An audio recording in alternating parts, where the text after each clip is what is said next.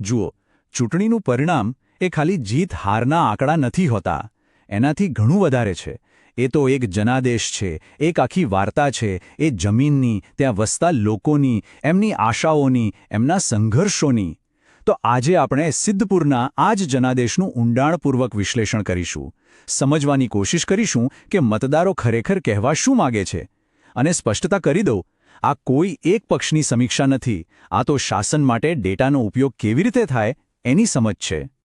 તો ચાલો આપણે સીધા જ મુદ્દા પર આવીએ. આપણું ધ્યાન કેન્દ્રિત છે ગુજરાતના સિદ્ધપુર વિધાનસભા મત વિસ્તાર પર. ઉત્તર ગુજરાતનો આ વિસ્તાર છે, જેની પોતાની એક આગવી, ઐતિહાસિક અને સામાજિક ઓળખ છે. અને જુઓ, કોઈ પણ રાજકીય વિશ્લેષણ કરવું હોય ને, તો સૌથી પહેલાં એ જમીનની તાસીર, એની પ્રકૃતિને સમજવી ખૂબ જ જરૂરી છે. એના વગર બધું અધૂરું છે. હવે આ આંકડા પર ધ્યાન આપો. 2814. આ માત્ર એક નંબર નથી. 2814. સિદ્ધપુરની 2022ની ચૂંટણીની આખી વાર્તાનો સાર બસ આ એક આંકડામાં સમાયેલો છે. કહી શકાય કે આ એક કોયડો છે, અને જો આપણે આ કોયડો ઉકેલી લઈએ તો આ વિસ્તારની આખી રાજકીય ગતિશીલતા અને લોકોનો મિજાજ આપણી સામે સ્પષ્ટ થઈ જશે. આ શું છે? આ જીત અને હાર વચ્ચેની એકદમ પાતળી ભેદરેખા છે. આટલા નાના માર્જિનનો મતલબ શું થાય? મતલબ એ કે જનાદેશ કેટલો નાજુક છે, કેટલો વિભાજિત છે. અને જો આપણે આ માર્જિનને બરાબર સમજી લઈએ તો સમજો કે સિદ્ધપુરના રાજકારણના તાળાની ચાવી આપણા હાથમાં આવી ગઈ. તો આપણી આ આખી ચર્ચાનો રોડમેપ એકદમ સ્પષ્ટ છે. સૌથી પહેલાં આપણે સિદ્ધપુરની રાજકીય જમીન અને એની સામાજિક રચનાને સમજીશું. પછી પેલા 2814 મતોના આંકડાનું ફોરેન્સિક વિશ્લેષણ કરીશું. એ પછી છેલ્લી 7 ચૂંટણીઓના ડેટામાંથી શું પેટર્ન ઉભરી આવે છે એ જોઈશું. શક્તિના 4 ચહેરાઓ શું છે એની પણ વાત કરીશું. અને આ બધા ડેટાના આધારે લોકો માટે કામ કરતા શાસનનો એક નક્કર પ્લાન બનાવીશું. અને છેલ્લે આ જનાદેશને એક અર્થપૂર્ણ શાસનમાં કેવી રીતે ફેરવી શકાય એના પર વાત કરીશું. તો ચાલો શરૂઆત કરીએ સિદ્ધપુરની રાજકીય જમીનને સમજવાથી. જેમ કોઈપણ પાક એ જમીન પર આધાર રાખે છે કે એ કેટલી ફળદ્રુપ છે, બસ એ જ રીતે કોઈપણ ચૂંટણીનું પરિણામ પણ એ વિસ્તારના લોકો અને ત્યાંના સંજોગો પર જ નિર્ભર કરે છે. ચાલો થોડા આંકડા જોઈએ. સિદ્ધપુરમાં કુલ મતદારો છે લગભગ 2,71,000 અને અહીં સામાન્ય રીતે 70% જેટલું મતદાન થાય છે. આ બતાવે છે કે લોકો રાજકારણમાં રસ લે છે. હવે સામાજિક રચનાની વાત કરીએ તો ઠાકોર એટલે કે ઓબીસી સમુદાય અહીં બહુમતીમાં છે.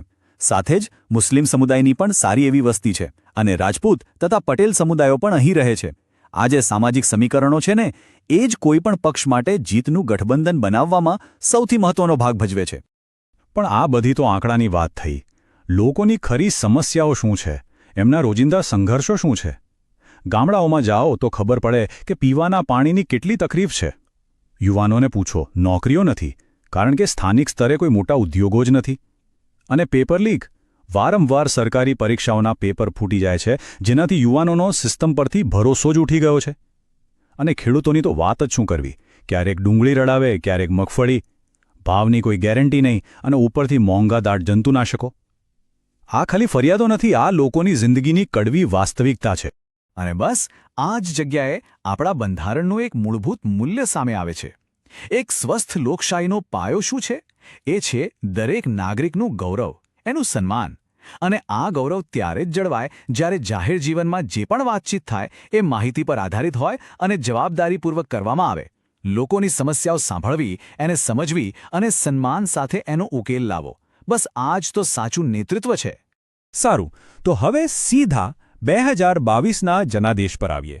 પેલો જે આંકડો હતો ને, 2,81,400. ચાલો એની અંદર ઊંડા ઉતરીએ, એનો પોસ્ટમોર્ટમ કરીએ અને જોઈએ કે આ આંકડા આપણને શું કહે છે. આ એક પ્રકારની ફોરેન્સિક તપાસ જ સમજો. ઓકે, તો આ રહ્યા મુખ્ય આંકડા. કુલ મતદારોમાંથી લગભગ 70% લોકોએ વોટ આપ્યો. ભાજપને મળ્યા 48.19% વોટ. કોંગ્રેસને મળ્યા 46.70%. એટલે કે બંને વચ્ચે ફરક કેટલો? માંડ 1.5%નો. આ શું બતાવે છે? એ જ કે આખો મતવિસ્તાર લગભગ બરાબર 2 ભાગમાં વહેંચાયેલો છે અને જીતનું માર્જિન એ જ 2,814 વોટ. આ ચાર્ટ જુઓ, એનાથી આખી વાત એકદમ સાફ થઈ જશે. ભાજપ અને કોંગ્રેસ વચ્ચેનું અંતર કેટલું ઓછું છે એ સ્પષ્ટ દેખાય છે. પણ એક બીજી રસપ્રદ વાત છે. પેલા 5.11% જે અન્યને મળ્યા છે એના પર ધ્યાન આપો.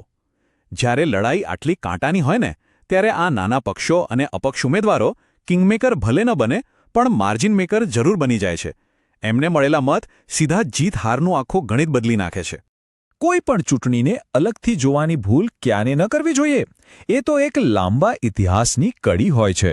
તો ચાલો હવે સિદ્ધપુરની છેલ્લી 7 ચૂંટણીઓના ઇતિહાસ પર એક નજર કરીએ. આ ડેટા જોયા પછી તમને સમજાશે કે સિદ્ધપુર એક ક્લાસિક સ્વિંગ સીટ કેમ કહેવાય છે. અહીંના મતદારો કોઈ એક પક્ષના બંધાણી નથી. આ ટાઈમલાઈન આખી વાર્તા કહી દે છે. જુઓ, 1995માં ભાજપ 31,000 કરતાં પણ વધારે વોટના જંગી માર્જિનથી જીત્યું હતું. પણ 2007 આવતા એ માર્જિન ઘટીને ખાલી 2,400 થઈ ગયું. પછી 2012માં પાછું પલટાયું. કોંગ્રેસે 10,000 વોટથી સીટ જીતી. 2017માં તો એમને લીડ વધારીને 17,000થી પણ વધારે કરી દીધી. અને પછી 2022માં ફરી ગેમ ચેન્જ. ભાજપે સીટ પાછી મેળવી, પણ માર્જિન કેટલું? એ જ 2,814 મત. આ શું બતાવે છે? અહીં સત્તાનું પલ્લું ક્યારે કોના તરફ ઝૂકી જાય એ કહેવું મુશ્કેલ છે. આ ચાર્ટ સૌથી મોટો ટ્વિસ્ટ બતાવે છે. વિચારો, 2017માં કોંગ્રેસ આ સીટ 17,000 કરતાં વધારે વોટના આરામદાયક માર્જિનથી જીતી હતી. અને એના 5 જ વર્ષમાં ભાજપ એ જ સીટ લગભગ 3,000 વોટથી જીતી ગયું. આ તો લગભગ 20,000 વોટનો સ્વિંગ થયો. આવડું મોટું પરિવર્તન આખરે આવ્યું કેવી રીતે? આની પાછળ કારણો શું હતા? આ સવાલોના જવાબ શોધવા જ પડશે. તો આજે કેમ છે ને એનો જવાબ શોધવા માટે આપણે એક સ્ટ્રેટેજિક ફ્રેમવર્ક વાપરીશું. હું એને કહું છું ચતુર્મુખ સિદ્ધાંત, એટલે કે શક્તિના 4 ચહેરા. આ ફ્રેમવર્કથી કોઈપણ રાજકીય કેમ્પેનની સાચી તાકાતનું મૂલ્યાંકન કરી શકાય છે. એ ફક્ત શું થયું એ નથી બતાવતું, પણ શા માટે થયું એ પણ સમજાવે છે. તો સમજીએ આ 4 ચહેરા. પહેલો છે ઇલેક્ટોરલ ફેસ, એટલે કે મતદારો સાથે તમારું કનેક્શન. માની લો કે તમારો કોર વોટ બેઝ મજબૂત છે, પણ એને વધારે મજબૂત કરવાની જરૂર છે. બીજો છે ઓર્ગેનાઇઝેશનલ ફેઝ, એટલે કે જમીન પરની તાકાત. અહીં બૂથ લેવલનું માળખું નબળું છે, ફંડની પણ કમી છે. આ એક મોટી નબળાઈ કહેવાય. ત્રીજો છે નેરેટિવ ફેઝ, એટલે કે તમારો સંદેશ, તમારી વાત. સ્થાનિક મુદ્દાઓ પર તમારો સંદેશ સારો છે, પણ એ લોકો સુધી પહોંચતો જ નથી. અને ચોથો રિસોર્સ ફેઝ, એટલે કે પૈસા અને મીડિયા. અહીં પણ ફંડિંગ અને મીડિયા કવરેજમાં તમે પાછળ છો. હવે વિચારો, આ 4માંથી જો 2 પણ ચહેરા નબળા હોય તો 2,814 વોટનો ગેપ તો રહેવાનો જ.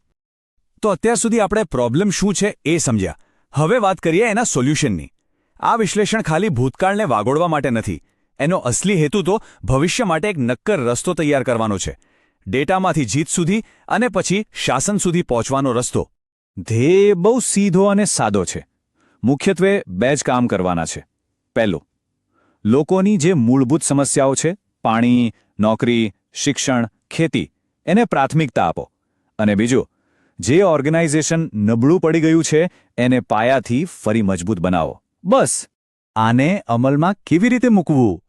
આ રહ્યું એક 90 દિવસનું પ્રેક્ટિકલ ફ્રેમવર્ક.